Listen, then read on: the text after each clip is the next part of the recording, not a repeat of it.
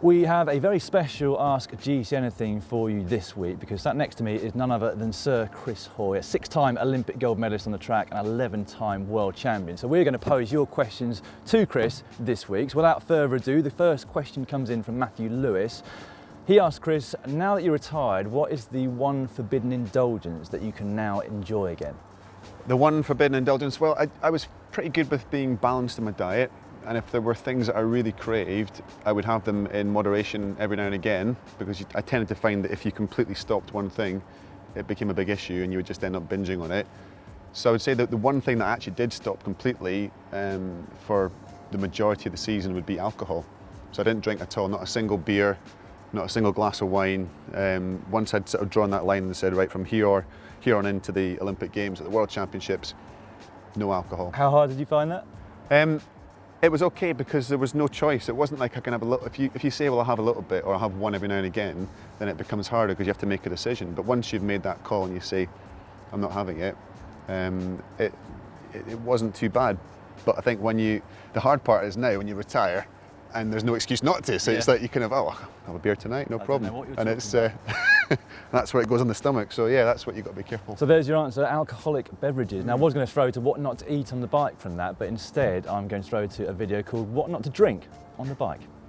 Just because beer is the world's most consumed alcoholic beverage, and indeed the third most consumed drink of all, behind water and tea, this doesn't give you enough reason to use it as a rehydration aid out on the road. Do like a good creamy head. Same here. Next up comes a question from George Comerford, who said, is sprinting at the end of a chain gang with my club bad etiquette, as apparently people don't like me doing it? Oh, toughen up, princess. That's what I'd say to them. If you get any grief, just as long as you've done your spells at the front, that's the key thing. I think you have to do your turns at the front. If you've done an even amount of turns, then of course the sprint at the end, that's all part of the fun. Yeah, it's about winning, isn't it? Oh, it's all about winning. It's about really annoying the people in your group who haven't got a sprint, and they're just jealous of you. So go out there, smash it at the end, and if that's for your strong suit, then play to it. People that complain about people sprinting, they should go harder at the bits when they've got the opportunity to during the ride itself. And did you always do enough of your own turns before you sprinted at the end of a chain gang? Always. Oh, I never ducked out. I never sat in. Never. Maybe once or twice. But yeah, I think it's joking apart. I think in a race, there's always going to be a sprint at the end, even if it's within a small group. And you need to have that turn of pace too. So yeah, why not? I think it should be, as long as you've done your bit during the ride, then yeah, go for a sprint. Sprint for the 30 sign, have a bit of fun. Well, rather embarrassingly, given current company, the next video I'm going to throw to is how to improve your sprinting, which comes from 3 of the worst sprinters ever to grace the world of professional cycling. You can find it just here now.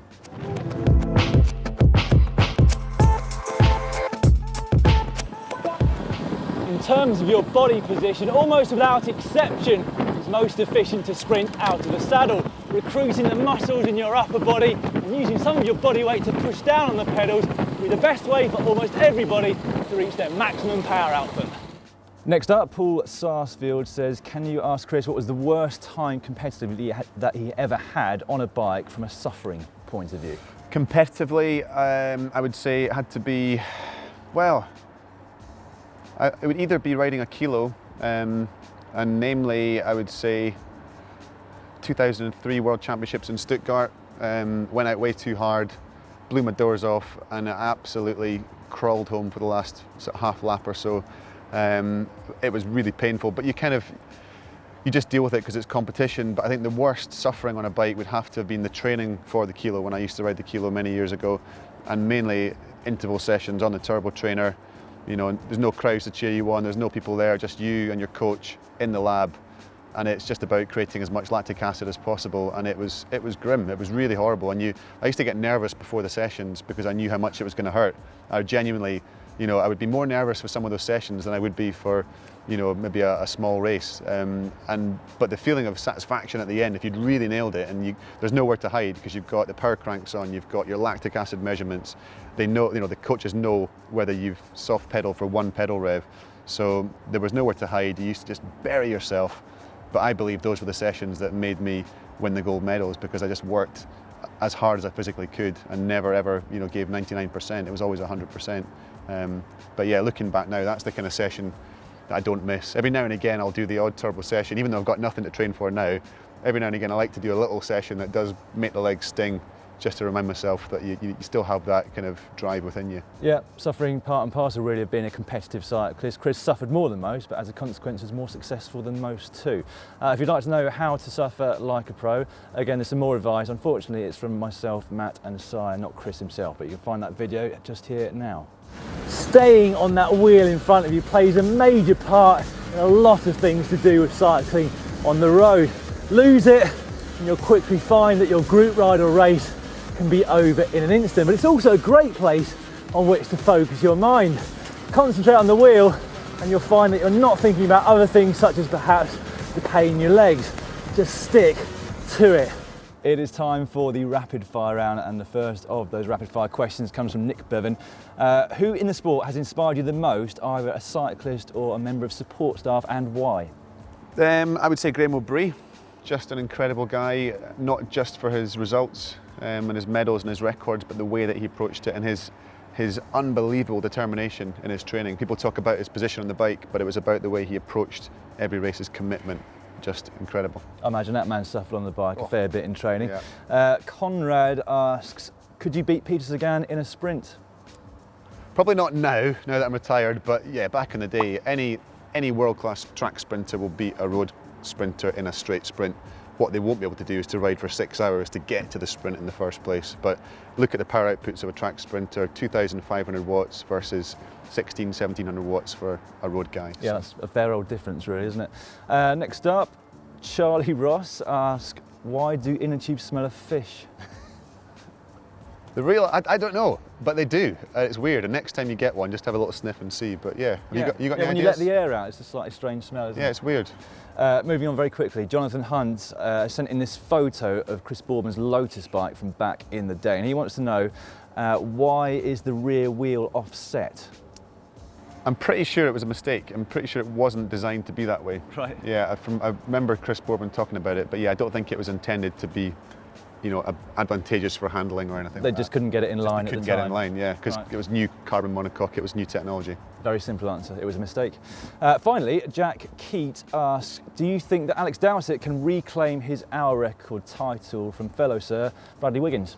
I think he can. I think that Bradley didn't have the best conditions. I think the air pressure was quite high, and I think he would have gone further if he'd had better conditions. So I don't think it's the perfect ride yet, so therefore the door is still open for Alex to potentially break it again. Yeah, of course, Bradley did it in this very velodrome, the Lee Valley Cycle Park, should I say, where Chris won his final of 6 Olympic gold medals, and it was unfortunate he didn't have the best conditions on the night, wasn't it? How much of a difference do you think that would have made if it was ideal conditions? Well, air pressure is the biggest factor, so it could have made hundreds of meters, potentially maybe even half a kilometre, maybe even, I don't know, about a full kilo, but certainly a large margin is down to air pressure. So yeah, the door is still open. Yeah, interesting, thank you.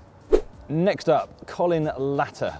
I'm a 50-year-old recreational cyclist who uses a heart rate monitor and cadence. Would I benefit from a power meter to prevent constantly tired legs? Well, I'm afraid the bad news is nothing is going to prevent constantly tired legs apart from just more training and a good diet and recovery. Power meters will help you to train smarter, train in the right power zone and to monitor your progression, but yeah, tired legs are just part of the deal, I'm afraid. How important was diet to you specifically throughout your training in the run up to the Olympics? Diet was hugely important, and I think it took time for me to realise that through my career just how important it was. But the tough thing is getting the balance. It's about morale as well as about performance. So there's times when, if you're just eating the same thing all the time on a training camp, getting the same food, you need a little bit of a lift every now and again, something that you enjoy. Doesn't mean to say it has to be bad for you. In terms of timing of when you eat, the exact, getting the right proportions of your protein, your carbohydrates, all the nutrients, it's becoming so technical now, and you can see the benefits in performance. And just chatting to the guys in British cycling in the space of the last 4 years, how much things are continually moving on with the advances in nutrition. And did you tend to eat or drink the same thing after each training session or competitive race? Well, the big thing is about the speed with which you can get the nutrients back in your body. So if you have 2 sessions a day or 3 sessions a day, it's about how quickly you can replace the energy you've lost and also how quickly you can repair the damage you've done. So if you wait until you go back to your accommodation to get some food, you've missed an hour. You know, you literally have to have your protein shake, your recovery drink waiting for you as you step off the bike. It's in your system. You know, you could say, well, why don't you eat a chicken breast instead of having some whey protein? Well, because whey protein is absorbed faster. You could eat a chicken breast. It doesn't have the same biological value, but it takes maybe an extra hour for your body to assimilate all the amino acids to start that repair process. So the speed with which you can get the nutrients in is absolutely crucial. Everyone knows about hydration, but often we're guilty of letting ourselves wait until we get thirsty before we want to start drinking. Staying hydrated. Protein has become such a big thing in the last, I would say, 5 years, maybe even 10 years. Endurance athletes back in the day would never touch protein. They'd try and stay away from it. You know, they wouldn't take a whey protein shake because they didn't want to get muscles like Arnold Schwarzenegger, because there was that fallacy of thinking that all you got to do is have a protein shake and you suddenly have, you know, huge muscles. It's about recovery and maintaining lean mass, you know, not putting on fat, but keeping the muscles there to produce power. So you have to do a huge amount of resistance training to put on muscle mass, but protein will help you to recover regardless of whether you do resistance training or not. Whether you're endurance or sprint, protein is absolutely crucial, and that is the biggest shift I think that's happened in the last few years. Yeah, recovery incredibly important, of course, because the quicker you can recover from a session or race, the quicker you can get back on with some more training and make more improvements. Speaking of which, we've got another video, which is how to improve your recovery after training. Your body needs fuel for riding, and primarily it's in the form of carbohydrates when you're above 65% of your maximum heart rate, and of course fat too. Now, aside from very, very short rides, pretty much on every training ride, you will deplete your energy stores in some way when out on a ride. Finally, we have a question from Brian Tromberg, who I think is American because there are a lot of pants references in this question. I have a question about pants. Where can a cyclist with large quads and calves find a pair of pants that fit but don't look like yoga pants, I say, or like parachute pants? Most of the pants I find accommodate the small percentage of the population who have larger than average quads and calves. Do you have suggestions? I'll deal with this one, Chris. No, carry on. Do you have problems getting jeans Pants. and trousers? I'm presuming. Yeah, for the UK viewers, that's trousers. Yes, the bottom line is yes. If you've got athletic legs, if you do any kind of sport where your legs are bigger than the standard, you know, average person in the street, it's not just getting trousers that are big enough for your legs, it's getting ones that don't have huge waists, because you can get big jeans but then the waist comes out to here, so it's the ratio between your waist and your legs that's the tricky part. And the best thing is to go for something with a little bit of give in it, a little bit of stretch. Not yoga pants, I've not tried them, but perhaps that would be, you know, something in the future, who knows. But yeah, just jeans. I go for jeans that have got a little bit of stretch in them, but not proper skin tight, you know, what do you call it? What are the jeans? The Skinny fit jeans? Skinny fit jeans, yeah. I mean, you know, they're kind of, I'm getting old now, I don't follow these new fashions, but yeah, I mean, they're something with a bit of give, that's what you need. Yeah, Matt Stevens actually is a bit older than you and wears skinny fit jeans, rather embarrassingly sometimes. As Chris alluded to earlier, track cyclists generate more power and so normally have slightly bigger legs than road cyclists. But a couple of years ago, we went around measuring the guns or the biceps of a number of pro cyclists, which was quite interesting, and you can see the results in our next video. So give it a good tense. Come on. Oh, bloody hell! Wow, look at these beauties. Whoa. Massive. What's the damage going to be? We've got